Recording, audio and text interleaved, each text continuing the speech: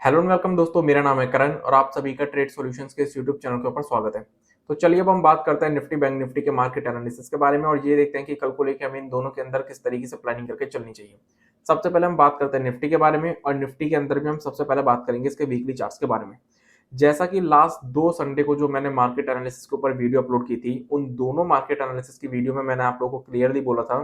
कि निफ्टी के weekly charts के ऊपर हमें ये एक ट्रेंड लाइन देखने को मिल रही है जो कि निफ्टी के लिए एक इंपॉर्टेंट रेजिस्टेंस की तरह काम कर रही थी। अब निफ्टी ने इस हफ्ते अपनी ट्रेंड लाइन को ब्रेक किया और इसके कहीं ऊपर जाके क्लोजिंग दी, जिसका मतलब ये होता है कि निफ्टी के चार्ट के ऊपर हमें एक फ्रेश ब्रेकआउट देखने को मिल चुका है।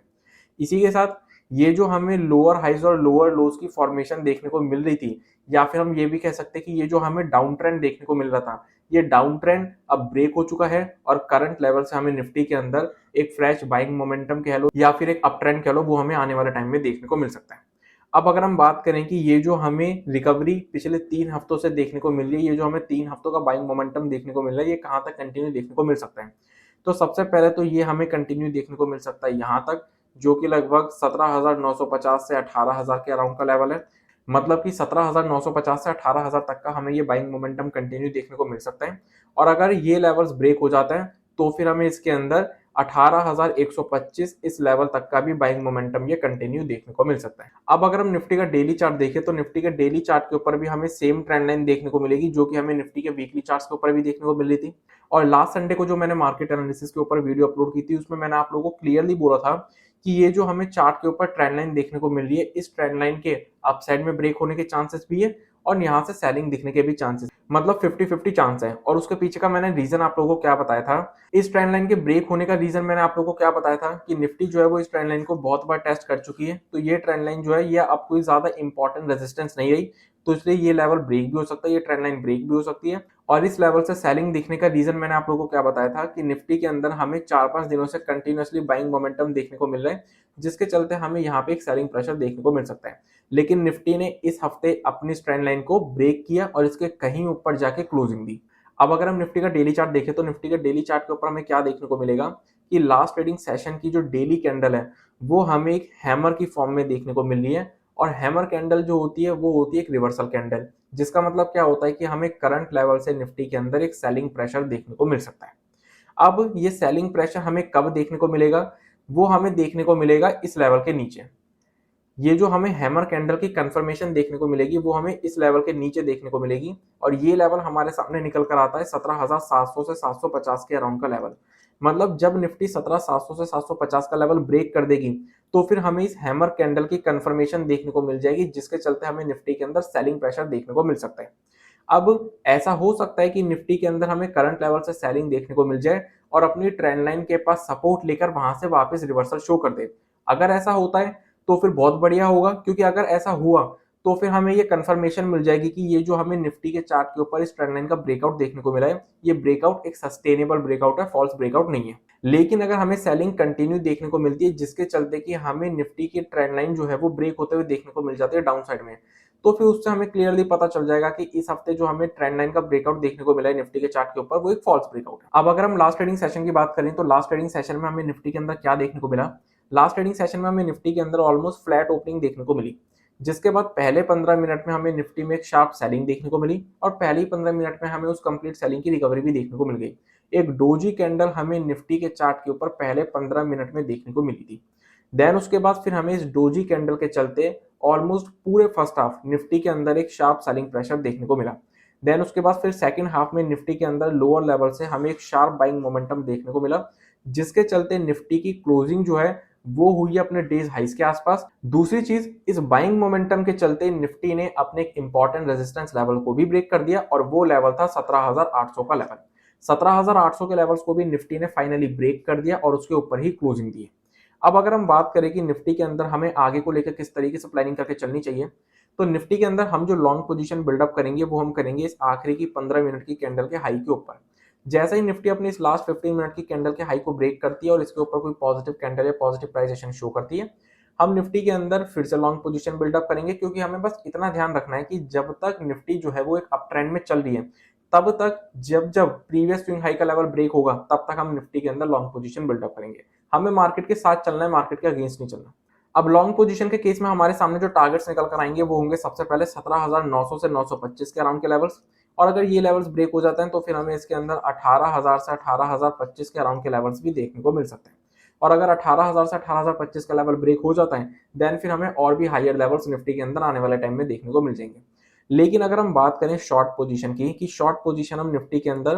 किन लेवल्स के नीचे बिल्डअप कर सकते हैं, तो शॉर्ट पोजीशन जो मैंने डेली चार्ट के ऊपर लेवल्स बताए उन्हीं लेवल के नीचे हम बिल्डअप करेंगे। और वो कौन से लेवल्स हैं? वो लेवल्स हैं ये 17,700 से 750। ये जो हमें 50 पॉइंट की रेंज देखने को मिल रही है, इस रेंज के नीचे ही हम निफ्टी के अंदर शॉर्ट पोजीशन बिल्डअप करेंगे। रीजन मैं आप लोगों को बता चुका हूं, क्योंकि अगर ये लेवल ब्रेक होता है तो डेली चार्ट के ऊपर जो हमें हैमर कैंडल देखने को मिल रही है उस हैमर कैंडल का हमें ब्रेकआउट देखने को मिल जाएगा, कंफर्मेशन देखने को मिल जाएगी, जिसके चलते हमें निफ्टी के अंदर सेलिंग देखने को मिल सकती है। तो इसलिए अगर निफ्टी 17,700 से 750 के लेवल को ब्रेक करती है और इसके नीचे कोई नेगेटिव कैंडल या नेगेटिव प्राइजेशन शो करती है देन हम निफ्टी के अंदर शॉर्ट बिल्डअप कर सकते हैं, जिसमें कि सबसे पहले टारगेट्स निकल कर आएंगे ये डबल बॉटम के लेवल्स जो कि लगभग 17,650 के अराउंड के लेवल्स हैं। और अगर ये लेवल्स ब्रेक हो जाते हैं तो फिर ये हमें गैप फिल होते हुए देखने को मिल जाएगा। अब अगर हम बैंक निफ्टी की बात करें तो बैंक निफ्टी के अंदर भी लास्ट 2 संडे को जो मैंने मार्केट एनालिसिस के ऊपर वीडियो अपलोड की थी उसमें मैंने आप लोगों को क्लियरली बोला था कि बैंक निफ्टी के चार्ट के ऊपर भी हमें एक ट्रेंड लाइन देखने को मिल रही है जो कि बैंक निफ्टी के लिए एक रेजिस्टेंस की तरह काम कर रही थी। लेकिन बैंक निफ्टी के अंदर भी हमें इस हफ्ते इस ट्रेंड लाइन का ब्रेकआउट देखने को मिल गया और इस लेवल के कहीं ऊपर जाके बैंक निफ्टी ने क्लोजिंग दी है इस हफ्ते।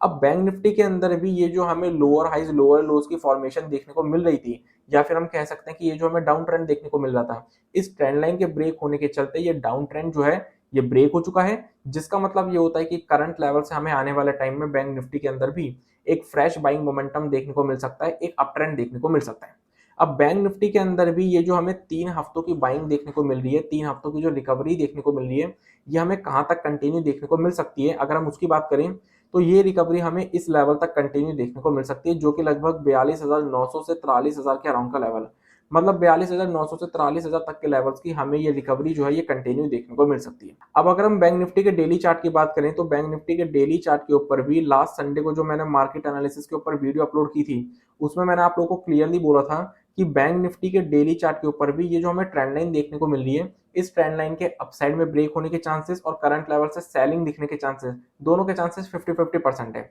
रीजन मैंने आप लोगों को क्या बताया था, अपसाइड में ब्रेकआउट के चांसेस का रीजन मैंने ये बोला था कि बैंक निफ्टी के अंदर ये जो ट्रेंड लाइन है ये बहुत बार टेस्ट हो चुकी है, तो ये कोई बहुत ज्यादा इंपॉर्टेंट रेजिस्टेंस लेवल अब नहीं रही, जिसके चलते इसका हमें ब्रेकआउट देखने को मिल सकता है।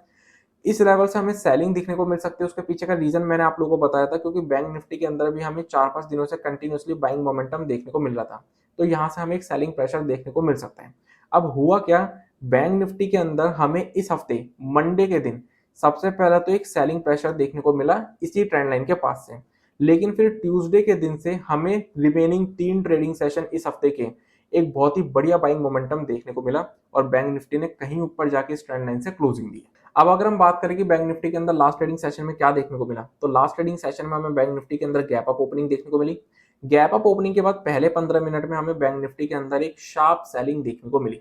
देन उसके बाद अगले ही 15 मिनट में बैंक निफ्टी के अंदर हमें एक शार्प बाइंग भी देखने को मिल गई। उसके बाद फिर हमें ऑलमोस्ट पूरे फर्स्ट हाफ बैंक निफ्टी के अंदर एक छोटी सी रेंज में कंसोलिडेशन देखने को मिली थी, और जैसे ही बैंक निफ्टी ने इस कंसोलिडेशन का अपसाइड में ब्रेकआउट दिया तो सेकंड हाफ में हमें बैंक निफ्टी के अंदर एक शार्प बाइंग देखने को मिली, एक वन वे बाइंग देखने को मिली, और बैंक निफ्टी की भी क्लोजिंग जिसके चलते हमें डेज हाइस के आसपास ही देखने को मिली है। और बैंक निफ्टी ने भी लास्ट ट्रेडिंग सेशन में अपने शार्प बाइंग मोमेंटम के चलते अपने 2 इंपॉर्टेंट रेजिस्टेंस लेवल्स को भी ब्रेक कर दिया। पहला लेवल था 41,650 का और दूसरा लेवल था 42,000 का राउंड लेवल। इन दोनों ही लेवल्स को बैंक निफ्टी ने लास्ट ट्रेडिंग सेशन में ब्रेक कराए और इन दोनों ही लेवल्स के ऊपर बैंक निफ्टी की लास्ट ट्रेडिंग सेशन में क्लोजिंग हुई।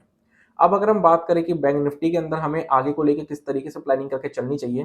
तो बैंक निफ्टी के अंदर भी हमारी प्लानिंग बहुत क्लियर है। बैंक निफ्टी के अंदर जैसे ही हमें लास्ट 15 मिनट की कैंडल का हाई ब्रेक होते हुए देखने को मिल जाएगा और इसके ऊपर कोई पॉजिटिव कैंडल या पॉजिटिव प्राइजेशन देखने को मिल जाएगा, तो बैंक निफ्टी के अंदर भी हम इमीडिएट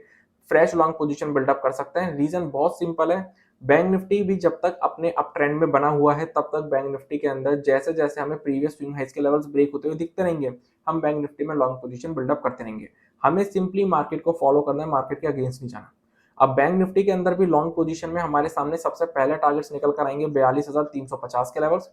अगर ये लेवल्स ब्रेक होते हैं देन फिर हमें इसके अंदर 42,725 के अराउंड के लेवल्स देखने को मिल सकते हैं। तीसरे टारगेट्स हमारे सामने निकल कर आएंगे 42,800 के लेवल्स। चौथे टारगेट्स होंगे हमारे सामने 42,900 के लेवल्स। और फाइनल टारगेट्स हमारे सामने बैंक निफ्टी में निकल कर आएंगे 43,000 के राउंड लेवल्स। अब अगर हम बात करें शॉर्ट पोजीशन की, तो जो शॉर्ट पोजीशन हम बैंक निफ्टी के अंदर बिल्डअप करेंगे वो हम बिल्डअप करेंगे इस रेंज के नीचे, और ये रेंज हमारे सामने निकल कर आती है 41,825 से 41,925 की रेंज। ये जो हमें 100 पॉइंट की रेंज देखने को मिल रही है, ये रेंज बैंक निफ्टी के लिए एक इंपॉर्टेंट सपोर्ट की तरह काम करेगी, क्योंकि 41,825 और 41,925 ये दो ऐसे लेवल्स हैं जहां पर बैंक निफ्टी ने कुछ टाइम के लिए पॉज लिया था, ब्रेक लिया था। तो इसलिए इस 100 पॉइंट की रेंज के नीचे ही हम बैंक निफ्टी में शॉर्ट पोजीशन बिल्डअप करेंगे। अगर इस रेंज का ब्रेकआउट नीचे की तरफ होता है और कोई नेगेटिव कैंडल या नेगेटिव प्राइजेशन शो करता है बैंक निफ्टी, तो हम शॉर्ट पोजीशन बिल्डअप कर सकते हैं। अब अगर हम बात करें टारगेट्स की, तो बैंक निफ्टी के अंदर ये जितने भी हमें स्विंग लोज देखने को मिल रहे हैं, ये सभी स्विंग लोज के लेवल बैंक निफ्टी के अंदर टारगेट की तरह काम करेंगे। और अगर हमें मार्केट्स के अंदर किसी भी तरीके की गैप अप या गैप डाउन की सिचुएशन देखने को मिलती है, तो हमें प्राइस एक्शन का वेट करना पड़ेगा। तो इसी के साथ आज के इस वीडियो को मैं कंप्लीट करता हूं। Thanks for watching this video. अगर आप लोगों को ये वीडियो यूजफुल लगी हो तो हमें कमेंट सेक्शन में कमेंट करके जरूर बताएं। इस वीडियो को अपना सपोर्ट देने के लिए इस वीडियो को लाइक कर दीजिएगा। इस वीडियो को ज्यादा से ज्यादा लोगों के साथ शेयर कीजिए, ताकि ज्यादा से ज्यादा लोगों को शेयर मार्केट की नॉलेज मिल सके। और सबसे इंपॉर्टेंट, हमारे चैनल को सब्सक्राइब कर लीजिएगा और बेल आइकन को प्रेस कर दीजिएगा, ताकि आने वाले टाइम में जितनी भी वीडियोस हमारे चैनल के ऊपर अपलोड हो, उन सभी की नोटिफिकेशंस आपको सबसे पहले मिल सके। So I will see you in the next video. तब तक के लिए स्टे सेफ, स्टे हेल्दी।